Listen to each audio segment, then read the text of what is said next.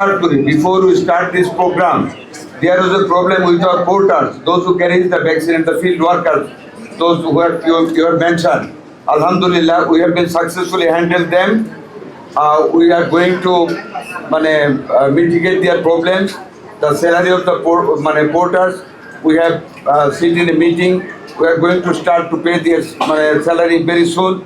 And the gradation problem, the promotion problem of the field staff, we are also going to solve it. They are highly pleased, and all of our field staffs are working without any intervention. They are happy. We are going to make them happy. There will be no problem.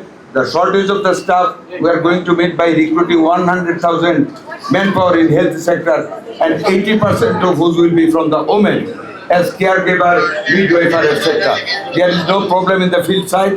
আমাদের কোনো problem নেই ইনশাআল্লাহ we are going ahead with all of the staff. Thank you very much.